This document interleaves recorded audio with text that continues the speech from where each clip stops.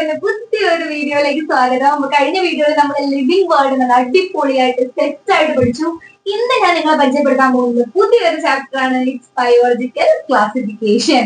Okay, അപ്പൊ നമ്മൾ classify ചെയ്യുന്നതിന്റെ ആവശ്യകത എന്തിനാണ്, എന്തൊക്കെയാണ് ക്ലാസിഫൈ ചെയ്യുക, എന്തുകൊണ്ടാണ് നമ്മൾ ക്ലാസിഫൈ ചെയ്യേണ്ടത്, അങ്ങനത്തെ കാര്യങ്ങളൊക്കെ നമ്മൾ എന്ത് ചെയ്തു ഫസ്റ്റ് ചാപ്റ്ററിൽ പഠിച്ചു. ഇനി നമ്മൾ ക്ലാസിഫിക്കേഷൻ ആണ് പഠിക്കാനായിട്ട് പോകുന്നത്. ഓക്കെ, അപ്പൊ നമുക്ക് എന്തായാലും സമയം കളയണ്ട, വേഗം തന്നെ നമുക്ക് എന്തിലേക്ക് പോകാം, ക്ലാസിഫിക്കേഷനിലേക്ക് പോകാം.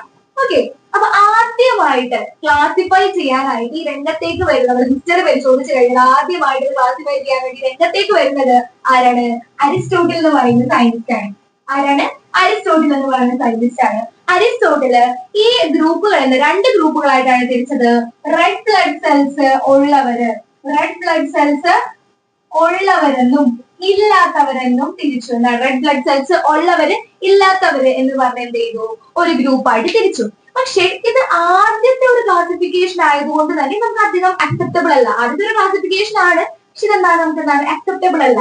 റെഡ് ബ്ലഡ് സെൽസ് ഉള്ളവര്, റെഡ് ബ്ലഡ് സെൽസ് ഇല്ലാത്തവര് അല്ലെ, അപ്പൊ ഈ ക്ലാസിഫിക്കേഷൻ എന്താണ്, നമുക്ക് അക്സെപ്റ്റബിൾ ആണ് അല്ലെ. അടുത്തതായിട്ട് വരുന്നത് ആരാണ്? നമ്മുടെ ലിനേയസ് ആണ്. ആരാണ്? നമ്മുടെ ലിനേയസ് ആണ്. യെസ്, നമ്മുടെ കാരോളസ് ലിനേയസ് ആണ് വരുന്നത്. കാരോളസ് ലിനേയസ് എന്ത് ചെയ്തു, ഒരു കിങ്ഡം ഓഫ് ക്ലാസിഫിക്കേഷൻ അവിടെ എന്താണ് പ്രൊപ്പോസ് ചെയ്യാണ്. It's two kingdom classification. ഈ ടു കിങ്ഡം ക്ലാസിഫിക്കേഷൻ വരുന്നത് ആരൊക്കെയാണ്? രണ്ടുപേരാണ് വരുന്നത്. Kingdom Animalia, kingdom Plantae.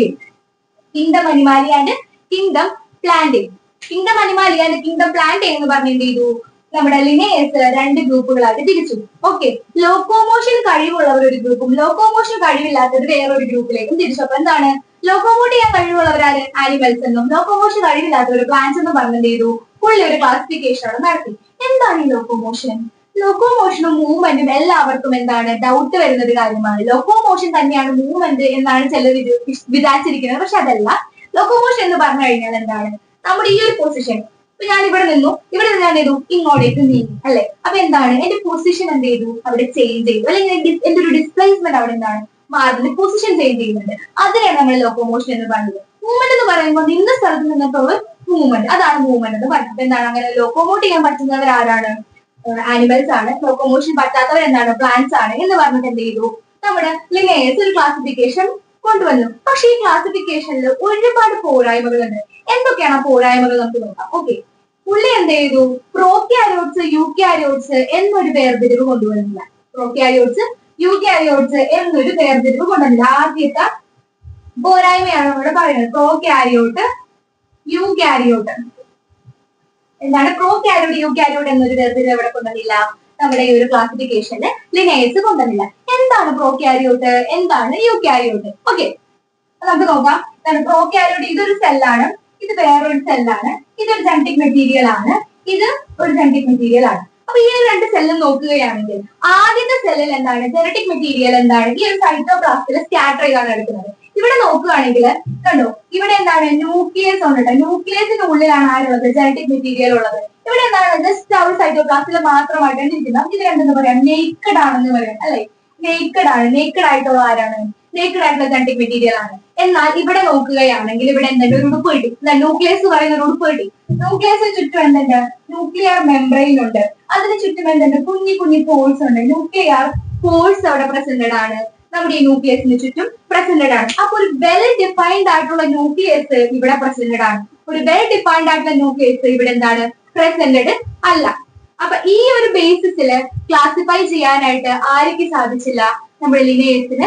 Okay, അപ്പൊ നമ്മൾ ആദ്യത്തെ ഒരു പോരായ്മ പറഞ്ഞു, പ്രോക്യാരിയോട്ടുകൾ യൂക്യാരിയോട്ടുകൾ എന്ന് പറഞ്ഞ ആര് തിരിച്ചില്ല, ലിനേയസ് തിരിച്ചില്ല എന്ന് പറഞ്ഞു. രണ്ടാമത് വന്നൊരു പ്രശ്നം എന്ന് പറയുന്നത് യൂണിസെല്ലുലാർ ആയിട്ടുള്ള ഓർഗാനിസംസും മൾട്ടി സെല്ലുലാർ ആയിട്ടുള്ള ഓർഗാനിസംസും എവിടെ വന്നു, ഒരൊറ്റ ഗ്രൂപ്പിൽ വന്നു. ഓക്കെ, നമുക്ക് നോക്കാം. കിങ്ഡം അനിമാലിയ അതേപോലെ പ്ലാന്റേ എന്ന് പറഞ്ഞാണ് തിരിച്ചത്. അപ്പൊ നമ്മുടെ ഈ പ്ലാന്റേ എന്ന് പറയുന്ന ഗ്രൂപ്പിൽ ആരൊക്കെ വരുന്നു വെച്ച് കഴിഞ്ഞാൽ ബാക്ടീരിയ, ഫംഗസ്, ഹേർട്സ്, ജിംനോസ്പേർമം, അങ്ങനെ ഒരുപാട് ആൾക്കാരുണ്ട് ഈ ഒരു ക്ലാസിഫിക്കേഷനിൽ വരുന്നുണ്ട്. അപ്പൊ ബാക്ടീരിയ നോക്കുകയാണെങ്കിൽ ബാക്ടീരിയ ഒരു യൂണിസെല്ലുലാർ ഓർഗാനിസം ആണ്. ബാക്കിയുള്ളവരൊക്കെ എന്താണ്, മൾട്ടി സെല്ലുലർ ആയിട്ടുള്ള ഓർഗാനിസംസ് ആണ്. അപ്പൊ യൂണിസെല്ലുലാർ മൾട്ടി സെല്ലുലർ ആയിട്ടുള്ള ഓർഗാനിസംസിനെ പിടിച്ചെന്ത് ചെയ്തു, ഒരൊറ്റ ഗ്രൂപ്പിൽ കൊടുത്തു. അപ്പൊ ഇതെന്താണ്, നമുക്ക് ഒട്ടും അക്സെപ്റ്റബിൾ അല്ല. ഇതാണ് അടുത്ത ഒരു പോരായ്മയായിട്ട് നമ്മുടെ ആരുടെ ലിനേഴ്സിന്റെ ക്ലാസിഫിക്കേഷൻ. മൂന്നാമത്തെ ഒരു പ്രശ്നം എന്ന് പറയുന്നത് സെൽ വോൾ കോമ്പോസിഷൻ ആണ്. എന്താണ് സെൽ വോൾ കോമ്പോസിഷൻ അല്ലെങ്കിൽ സെൽ വോൾ? ഇത് എങ്ങനെയാണ് ഇതൊരു പ്രശ്നമായിട്ട് വരുന്നത് വെച്ച് കഴിഞ്ഞാല് അപ്പൊ രണ്ട് ഗ്രൂപ്പുകൾ നമുക്കറിയാം, kingdom Animalia, kingdom plant. Animals എന്ന് പറയുന്നവര് എന്താണ് സെൽ വോള് ആബ്സെന്റ് ആണ് ആനിമൽസില്. പ്ലാന്റ്സില് സെൽ വോള് പ്രസന്റ് ആണ്. എന്താണ് ആനിമൽസിന് സെൽ വോൾ ആബ്സെന്റ് ആണ്, പ്ലാന്റ്സിന് സെൽ വോൾ പ്രസന്റ് ആണ്. എന്നാൽ നമ്മുടെ പ്ലാന്റ്സിൽ ഞാൻ നേരത്തെ എഴുതിയിരുന്നു ബാക്ടീരിയയും ഫംഗസും വരുന്നു എന്ന് പറഞ്ഞു. ഫംഗസിന്റെ സെൽ വോൾ കോമ്പോസിഷൻ എന്ന് പറയുന്നത് കൈറ്റിൻ ആണ്. ഫംഗസിന്റെ സെൽ വോൾ ഉണ്ടാക്കിയിരിക്കുന്നത് എന്ത് വെച്ചിട്ടാണ്? കൈറ്റിൻ വെച്ചിട്ടാണ്. പ്ലാന്റ്സിന്റെ സെൽ വോൾ ഉണ്ടാക്കിയിരിക്കുന്നത് സെല്ലുലോസ് വെച്ചിട്ടാണ്. പ്ലാന്റ്സിന്റെ സെൽ വോൾ ഉണ്ടാക്കിയിരിക്കുന്നത് സെല്ലുലോസ് വെച്ചിട്ടാണ്. അപ്പൊ ഒരു കോമ്പോസിഷൻ എന്താണ്, ഒരു ഡിഫറൻഷിയേഷൻ കൊണ്ടുവരാൻ ആർക്ക് പറ്റിയില്ല? നമ്മുടെ ലിനേഴ്സിന് പറ്റിയില്ല. അതുപോലെ തന്നെ സെൽ വോൾസ് ആബ്സെന്റ് ആയിട്ടുള്ള പാരമീസിയം, അമീബ പോലെയുള്ളവരെ പ്ലാന്റ്സിന്റെ ഗ്രൂപ്പിലാണ് പെടുത്തിയത്. സെൽ വോൾ അവർക്ക് ആബ്സെന്റ് ആണ്. അപ്പൊ അവർ എവിടെയാണ് വരേണ്ടത്? ആനിമൽസിലാണ് ലിനേഴ്സിന്റെ ക്ലാസിഫിക്കേഷൻ പ്രകാരം വരേണ്ടത്. പക്ഷെ അവർ എവിടെയാണ് പെടുത്തിയത്? ആനിമൽസിലാണ് പെടുത്തിയത്. ഓക്കെ, ആരൊക്കെയായിരുന്നു? നമ്മുടെ പാരമീസിയം ആൻഡ് അമീബ. ഇവരെവിടെ കൊണ്ടുവന്നു? പ്ലാന്റയിൽ കൊണ്ടുവന്നു. ഇവർക്ക് എന്താണ്? സെൽ വോൾ ആബ്സെന്റ് ആണ്. ഓക്കെ, അവിടെയും ഒരു എന്ത് ചെയ്തു? എറർ വന്നു. നാലാമത്തെ ഒരു പ്രശ്നം നമ്മൾ നോക്കുകയാണെങ്കിൽ അത് ന്യൂട്രീഷൻ ആണ്, മോഡ് ഓഫ് ന്യൂട്രീഷൻ ആണ്. എന്താണ് മോഡ് ഓഫ് ന്യൂട്രീഷൻ? ഇതില് ഹെട്രോട്രോപ്സുകൾ ഉണ്ട്, ഓട്ടോട്രോപ്സുകൾ ഉണ്ട്. എന്താണ് ഹെട്രോട്രോപ്സ്, എന്താണ് ഓട്ടോട്രോപ്സ് നമുക്ക് നോക്കാം. ഈ ഹെറ്ററോട്രോപ്സ് എന്ന് പറഞ്ഞു കഴിഞ്ഞാല് ഇവർക്ക് സ്വന്തമായിട്ട് ആഹാരം പാകം ചെയ്യാനുള്ള കഴിവില്ല. ഇവരെന്താണ്? മറ്റുള്ളവരെ ഡിപ്പെൻഡ് ചെയ്തിട്ടാണ് ഇവര് ഫുഡിന് മറ്റുള്ളവരെ ഡിപ്പെൻഡ് ചെയ്ത് കഴിയുന്നവരാണ് ഹെട്രോട്രോപ്സ് എന്ന് പറയുന്നത്.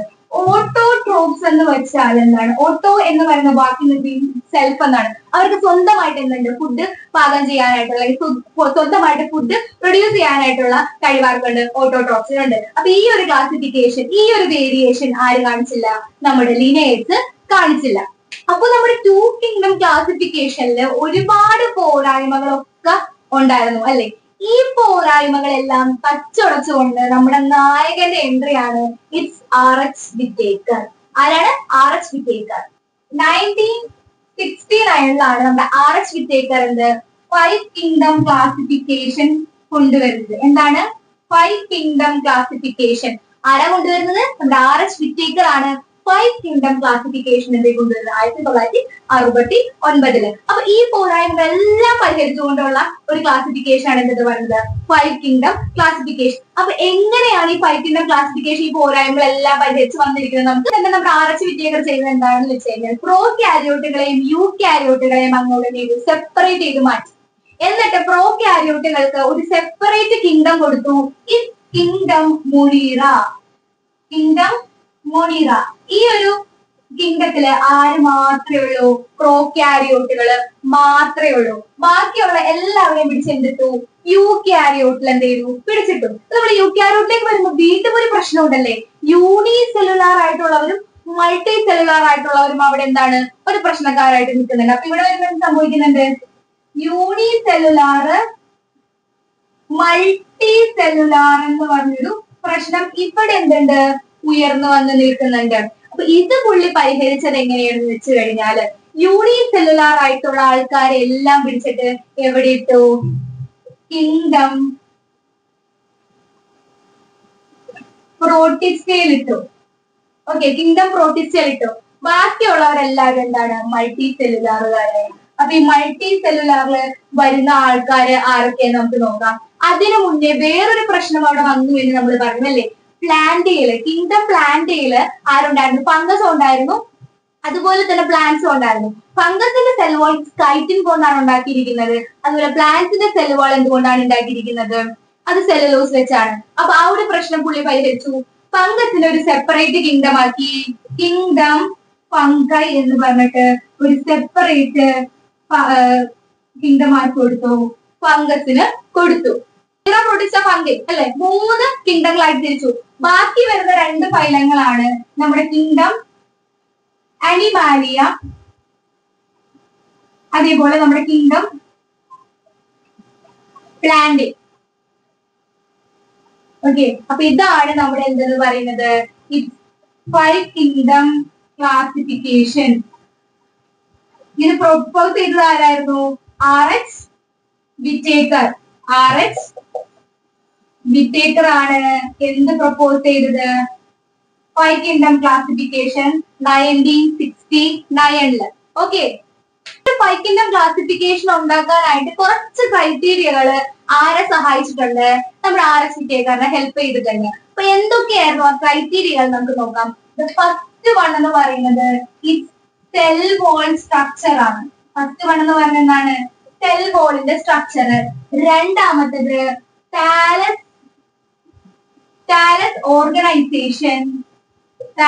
ഓർഗനൈസേഷൻ. മൂന്ന് മോഡ് ഓഫ് ന്യൂട്രീഷൻ. മൂന്നാമത്തത് ഏതാണ്? Mode of nutrition. നാലാമത്തത് റീപ്രൊഡക്ഷൻ. ഇത് എങ്ങനെയാണ് ഒരു പുതിയ ഡോട്ടർ സെൽസ് ഇവർ ഉണ്ടാക്കുന്നത്, അങ്ങനെയാ വരുന്നുണ്ട്. അഞ്ചാമത്തത് എന്താണ്? Phylogenetic relationship.